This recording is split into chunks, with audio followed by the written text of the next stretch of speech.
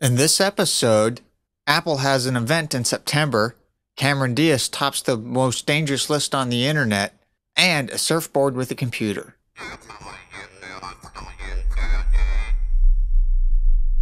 QuickSurf Internet Media presents The Geekinator, talking about all things tech and geek. Hey everybody, how's it going? I'm your host Adrian, coming to you almost live from lovely Phoenix, Arizona, here in Studio C1 at QuickSurf Internet Media. The Geekinator is a proud member of the Tech Podcast Network. If it's tech, it's you. Do feel free to head on over to techpodcast.com and check out all the other technology-related shows over there. Let's go ahead and get into the stories for Season 3, Episode 19. Apple is purportedly holding an event on September 7th, and it centers around music and TV. This event is about a forthcoming 99-cent TV show rentals. Additionally, Apple is expected to unveil a $99 reworked version of Apple TV, new iPods, including an iPod Touch with a Retina display and a front-facing camera so that you can do FaceTime on that. As always, everything is speculation until Apple actually holds the event and Steve Jobs is actually on stage unveiling this stuff, but it'll be interesting nonetheless. Let's talk about our sponsor for this episode, GoToAssist Express. There are a variety of tools that let you remotely support a client, colleague, or friend, but the only one I trust and rely on is GoToAssist Express, the best remote support tool designed for small to medium-sized businesses, and it's brought to you by Citrix. Why GoToAssist Express? Well, it has exceptional performance, it's very easy to use, and it's secure.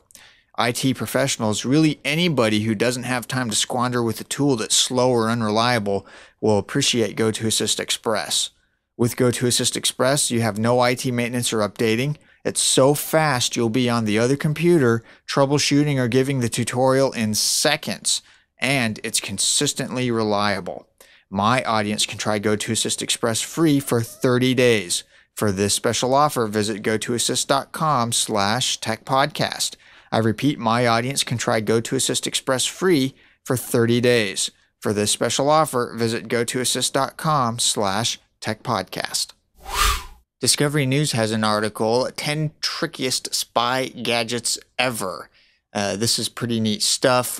This is basically a collection from a museum about all of the spy gadgets, the history of spy gadgets. This has 10 of the trickiest ones in that museum. This has been collected over since World War I. It's pretty neat stuff. Check it out. There's a patent floating around for Apple, and it's about an iMac touch interface. And Gizmodo has the story here. How do you make an iMac desktop that doubles as a multi-touch tablet? If you're Apple, just like this. Why can't the future be now already? This shows a display that you can hold like the normal iMac display, and then you can also rotate it down and rotate it horizontal and bring it down to use it as a tablet surface. As with all patents from Apple, it's hard to tell whether or not this is going to make it into a product. It could very well just be Apple's trying to protect their current IP, or it very well could be Apple is working on doing something like this, and it would usher in a smooth transition from OS X to an iOS type operating system that's largely touch driven. So it'll be interesting to see over time. From the Electronic Frontier Foundation, an Indian computer scientist was arrested this weekend when he refused to disclose an anonymous source who provided an electronic voting machine to a team of security researchers. What this basically boils down to is in India they have electronic voting, and this guy with a whole other team was basically saying, hey, there's problems with this, there are vulnerabilities, people can manipulate the votes, it's no longer, or expose, who voted what. He was not granted access to one of those voting machines to prove his theories by the authorities, but an anonymous person granted one to him. They did the vulnerability testing and published a paper. He then got questioned and arrested. So it's a little troubling. We'll see what comes of it as time progresses, but still nonetheless kind of scary stuff. From Hot Hardware, for those of you who have an iPhone 3G, like me, and have iOS 4 loaded on it, you will undoubtedly have figured out by now that it has atrocious performance, especially when you're on the website. I can't tell you how many times I'm surfing the internet and it just stops and freezes for like, 20, 30 seconds, and you can't, nothing, your phone is completely unresponsive, and then it boop, pops back, and suddenly there you are doing whatever it is you're doing again. Very frustrating. Other stuff like that happening. Someone emailed Steve Jobs, said, hey, what's going on? And Jobs, in his usual terse manner, said software update coming soon. So hopefully we will, in 4.1, we'll see a fix that makes 3G performance a lot better than it is now, but it's hard to tell.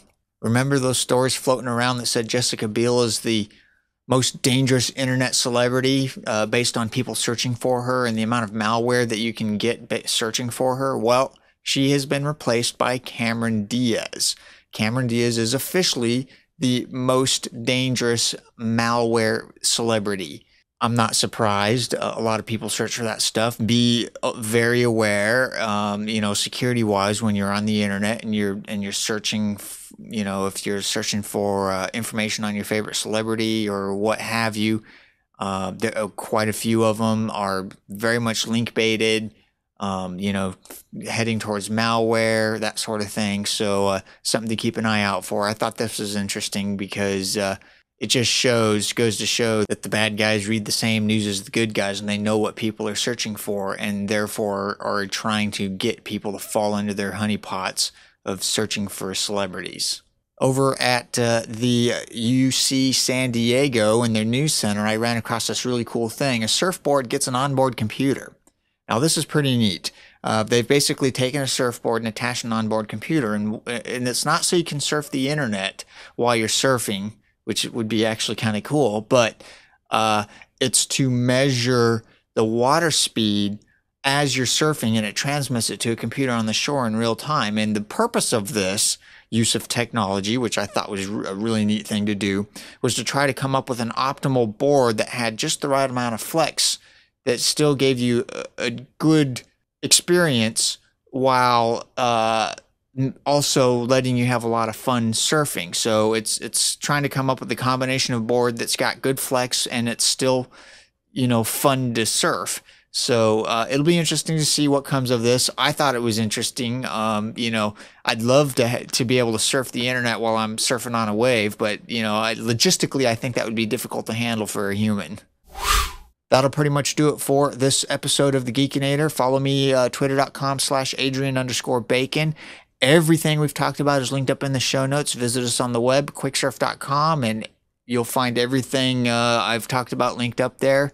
And with that, I will see all of you on the next episode. I'll see you then. Bye.